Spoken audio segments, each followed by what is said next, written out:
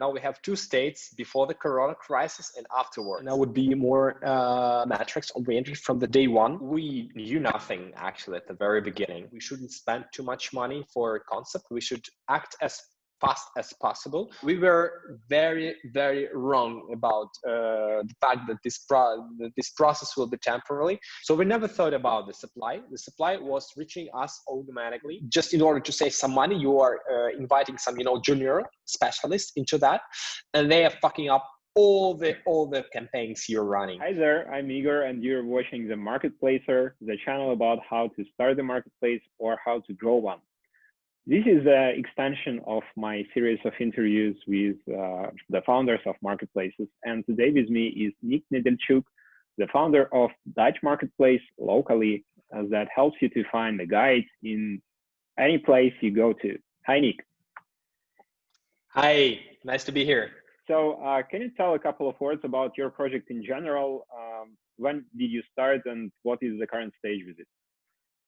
Sure, it'll be a pleasure for me. Actually, it's a very difficult question for me right now, who we are, because now we have two states: before the corona crisis and afterwards. So nowadays, of course, we have running the travel tech startup. So we were hit really hard with the coronavirus crisis, and formally, it was a simple marketplace where travelers all across the world could find like-minded locals with the same cultural background, who speaks the same language, who would meet them in their cities and show them around. This is a great alternative for the tourist guides or for the self-travel. And it worked quite good for a while. We have started this initiative in 2018 in March.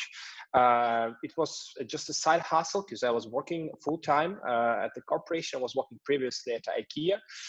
And in 2018, just in parallel, I moved to the Netherlands, just working for IKEA. I was IT project lead, and I got invited into our headquarters, global headquarters, which is located here in the Netherlands. I was just continuing working locally. It was a side hustle, a great opportunity to train my skills and to learn something new. And then at a certain time, I realized that it's growing pretty fast and it's have a great potential. And I really loved my project. And I wanted to spend more and more energy and be more focused on it. So in August 2019, I decided to quit my full-time job, and this is how I became a full-time CEO and founder of the travel tech startup. We were running it quite well. By March 2020, we have conducted more than 2,300 tours all across the world. We covered almost 300 cities, so all the continents except Antarctica. And basically all our growth plans were ruined due to the coronavirus, which had completely stopped all the travel businesses and put in struggle a lot of business owners all across the world. Let's get back to the moment when you got the idea of this marketplace. What were your first stages and what were your first assumptions at the point? Well, first of all, we knew nothing actually at the very beginning. We knew nothing about how to build a startup. We knew nothing about how to get some traction. So we had to learn a lot. And one of our very, very first steps on that way were just to get into the community. I used to live in Moscow by that moment of time, and there is a great startup community in the city. So just spontaneously I bumped into some activity called the Russian Startup School online. I think this is the proper name. And this was the place where I get all my knowledge about the startup and about the first steps to build. We learned that we shouldn't spend too much money for a concept. We should act as fast as possible. If we have an idea, then we need to find a way how to test it really quickly. Of course, when you do the startup for the first time in your life, you want to make an apple out of it. And of course, it takes a lot of time and tremendous effort for that. And this is not the right approach. This is probably the first thing I learned in the startup world. And if you have the idea, just try to launch it as soon as possible. And this is how I learned the MVP approach. And this is why we launched our product in March 2018. This is a fun fact. We didn't have anything behind. We had just, simple interface. We had just a front end actually, and we even, in order to fill it in with all the information, all the content about our locals who lives all around the world, we just simply wrote a script to upload the JSON file online with all the list of those locals, and that was it. And we didn't have any back office. So basically, the users, the customers, when they wanted to book a tour with a local, they had just to click the contact locally and just fill in this stupid form, which actually cut our conversion a lot. But it was really an easy and fast way to start, and just because of that, we have launched in March 2018. No, not let's say March 2020, and we got to the point where we are now. So what happened when someone filled that form, and what happened next? Yeah, thank you, Igor, for that. Actually, afterwards, we were just receiving a simple email again, and our operations team, well, my wife, she took this role in our whole setup. She just manually contacted the locals and the guests, and she actually just helped them to create the whole agenda and the whole program of the tour, and then she would invoice the traveler and get the payment down through Stripe manually. There is a feature for that, and once the payment is received, she would just exchange the contacts, the guide and the local, the guide and the traveler, and that's how the tour has been held. Sometimes it was really fast. We have plenty of stories when the travelers were contacting us, sitting in a train going to some certain location, and they were trying to book a guide in that exact location. And we were capable to manage it. And in the end, when the person would, step out of the train at the railway station, the place of destination, she or he would be accompanied already with the guide waiting for him or her at the railway station. Wow, yeah, that's really fast. It sounds amazing. How were you dealing with chicken and egg problem? I mean, how do you look for your guides? And on the other hand, how did you onboard your customers? Well, we have pretty specific market, and I would definitely say that our receipt is not applicable for everyone.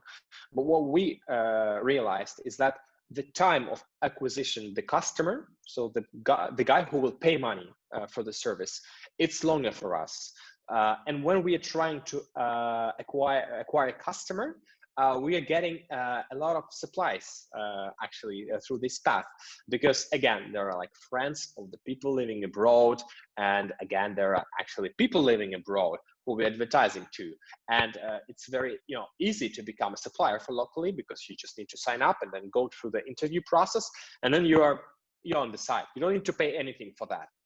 Except when you're a customer, you need actually to pay something for that. So sometimes it took 8 months for us to get the customer on board and make him buy the service, while the guide would just apply just straight away, and we have the supply on the website.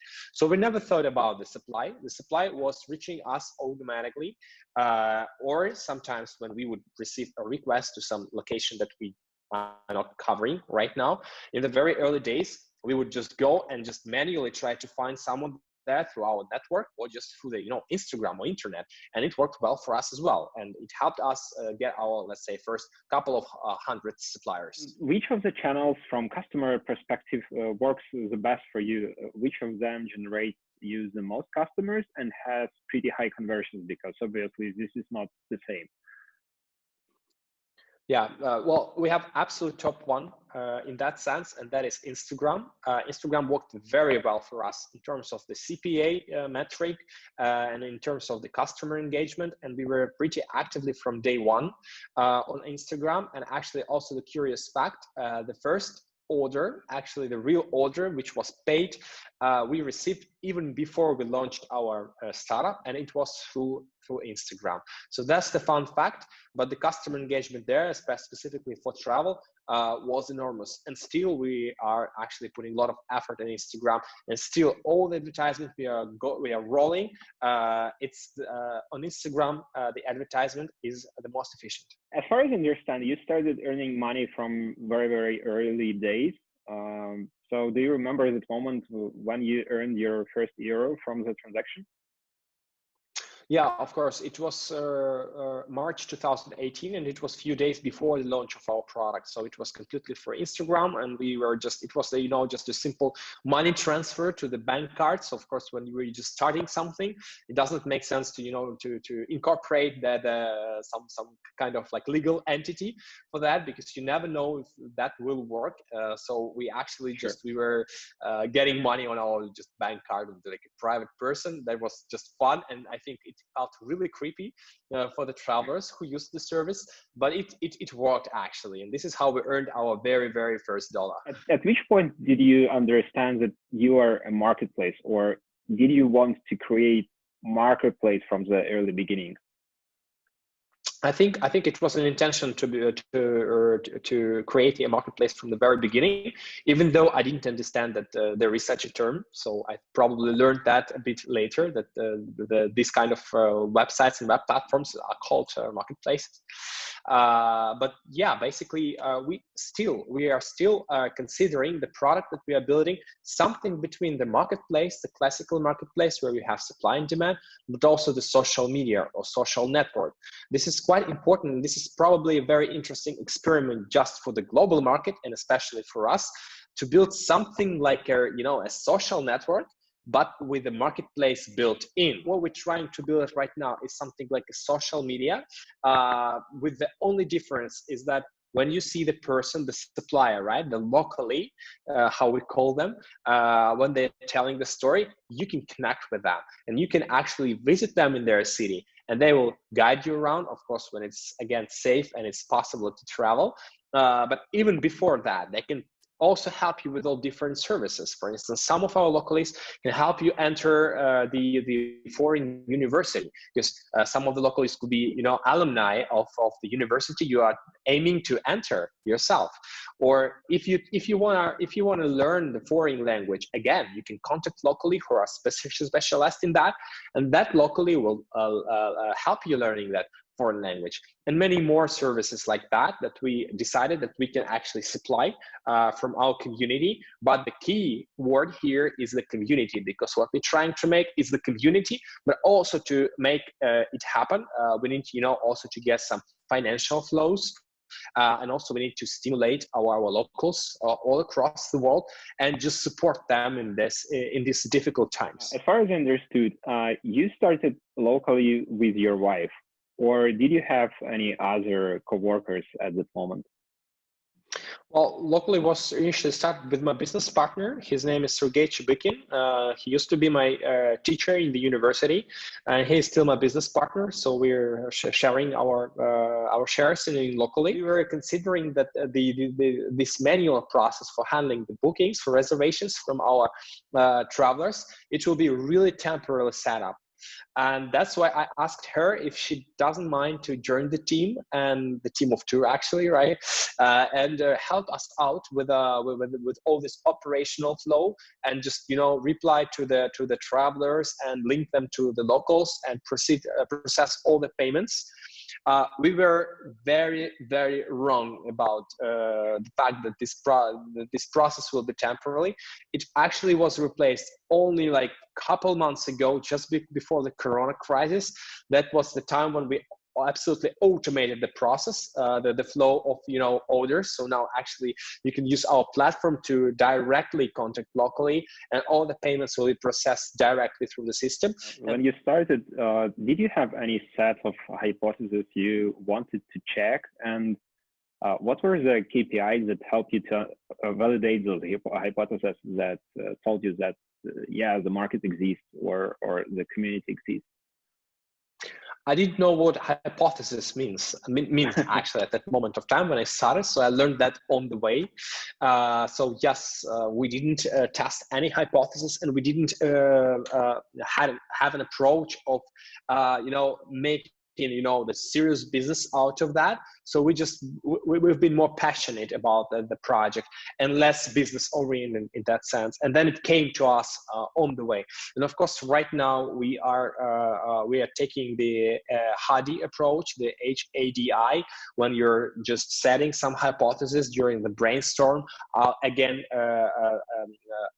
being oriented on the KPIs and the metrics you have, and then as the next step, we are testing them. We're testing them in the real environment, and then assessing them and making some conclusions whether our hypothesis works or not, and adjusting the product accordingly. So in the beginning, we didn't do that. Right now, we're doing that quite a lot, and that corresponds more or less to the distribution channels, the customer acquisition channels, and also, again, right now we're trying to build the absolutely new Localie from the scratch. After the coronavirus, we decided not to stop what we're doing. We decided to expand our product and make it fully online. And we put some effort into online broadcasting of just from all different cities all across the world. We will just live stream these to the different platforms. Now you can watch it again. And this is absolutely for free, and it will still be for free forever. And what we now aiming to make is actually we're launching our new subscription-based model when you can get actually the product for free. But if you want to get access to the all original videos, and for instance, if you would like to see all the videos, all the tours, online tours through Amsterdam, maybe for me, maybe for someone else, because we have way more Localies, fortunately, you should be a paid subscriber, and by paying $9.99, you can just a month, you can just get the access to all the videos and watch them all the time. And we have many more benefits. But this all is the parts of this new business model that we are launching right now. And of course, this is hypothesis. And inside of this hypothesis, there are more experiments we are making, because there are more products, and we see what works well and what works worse. And again, just because of testing them all, we are starting understanding where we need to put our effort into in order to get the quick result out of it, and what we need just to put in our backlog, or what doesn't work at all. Talking about hypothesis, I'm curious what hypothesis that you may thought is more likely will be validated, but it wasn't. What hypotheses were the most frustration during the growth of your market? So normally what we forecast is that it takes 8 months for our customers from the very first touch with a brand and until the first purchase. It takes for them 8 months actually to get between these 2 points. And the problem is that it's still very hard to track every single customer since day one they knew about Localie and until the exact purchase. So this is probably the biggest frustration for us, and we're still trying to use all different modern sources and tools to track the customers that way. And this is actually also corresponds a lot to our user interface that we have, and how we capture customers and how we log them properly and how we're trying to engage them again. But it's still there are a lot of experiments we're doing that on the way, and I'm not sure we are there yet. And again, these 8 months that I'm saying to you, it's more like a perception, like a feeling, rather than some real proven metrics we got. So we're working really hard to actually get these metric measured somewhere. Also, it is quite difficult because we are very active in the social media. So we are especially active in the Instagram, and Instagram provides a very limited capabilities to track the user data. So it's very hard, to understand how long do people spend and who are our target customers who will make those purchases. So still a lot of questions we're trying to answer, pretty difficult. So every time I'm going to some conference, some kind of like a workshop where I can raise a hand and ask a question about the growth, I'm asking this question all the time, and I still didn't get the certain answer so far. Well, the reality is that there is no certain answer, because each marketplace, even in the same niche, has to use its own services and channels that work only for it. Talking about, you have 2 years of experience with your marketplace, which is enough. You tested a lot of assumptions. You had a lot of challenges.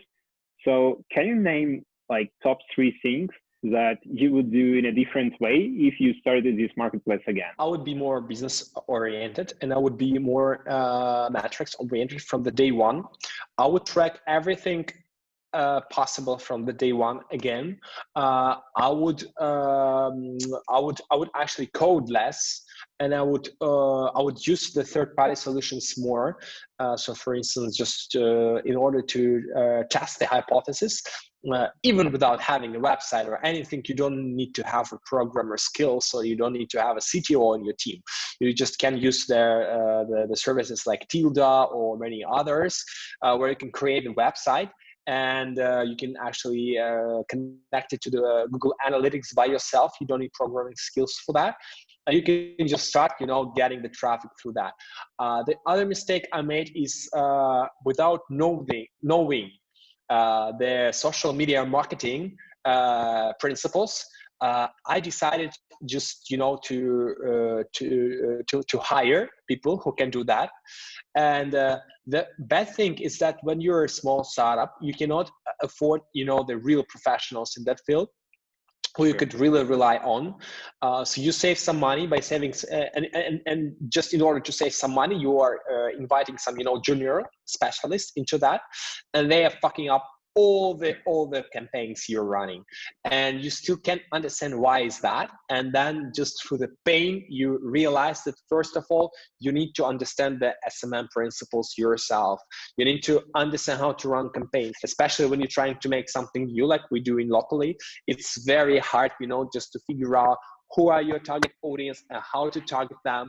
And that was the reason why the people who were coming in our team trying to help us with the social media marketing, they were failing all the time just because they didn't feel that in the right way. And there was no person to explain them everything accordingly in terms of campaigns, in terms of targeting. So yeah, that's thank you for asking me this question, because I even didn't realize that, but I realized that probably that was the biggest mistake I made. Thanks for bringing this up.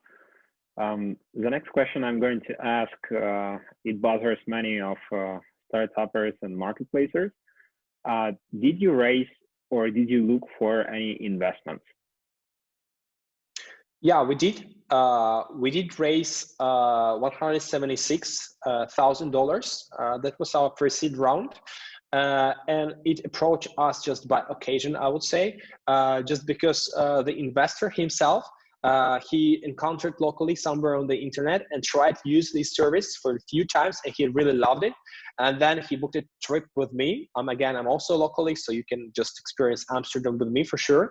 And by the end of this trip, he just it was just an evening. We were already sitting in the restaurant. He asked if we were looking for investors, because he is looking for startups to put money in, and he said that he would be interesting to put money in Localie. Could you share your top 3 advice to people who want to start a marketplace? First of all, please check if the brand you invented already exists. I mean, literally, like maybe there is another app with a name. You just figure it out.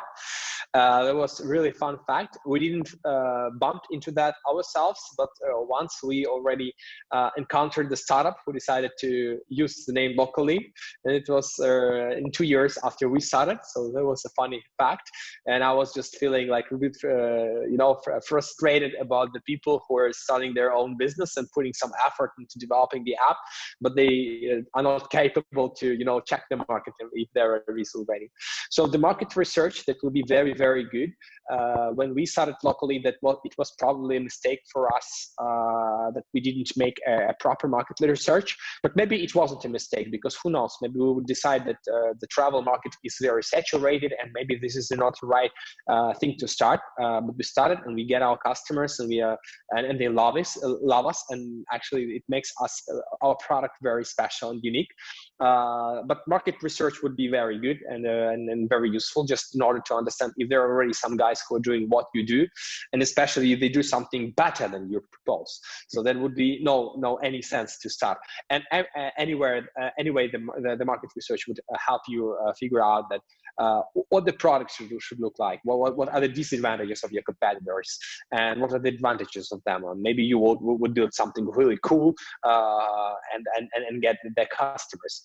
Also, you need to consider if you're creating a new market, and if you really need to create a new market. The most common reason for startups why they are failing is the fact that their product is not demanded by the market. So people don't need what they do. And this is really important. So before you start doing what you do, just try to validate that.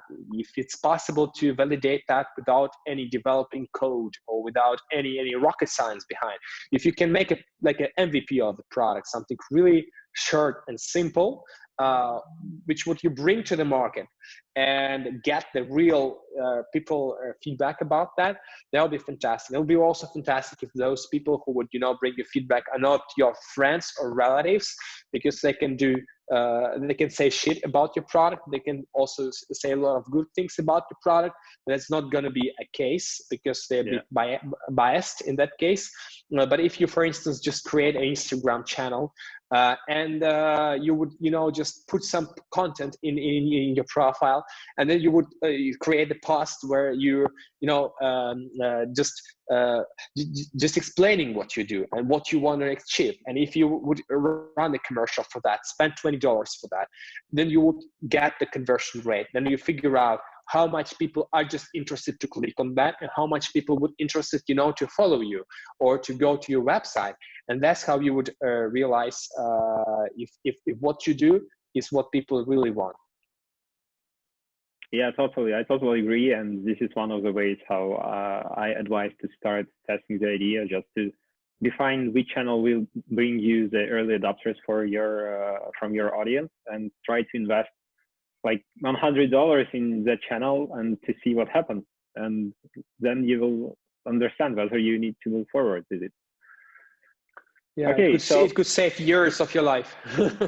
Yeah, and yeah, a lot of nerves, a lot of efforts, and so on. Because I saw many entrepreneurs that first built their product and then they went to the market and were frustrated because there was no product market fit, and audience didn't like the product. It basically didn't need it, so it was total frustration. So your approach is very good. First test, then build, because otherwise you won't know what exactly you need to build. So actually, I just wanted to say thank you for this interview. Thanks a lot, Igor. It was a pleasure actually to be a part of your interview. That was great. And yeah, I hope to see you in Amsterdam when all the travel bans are lifted.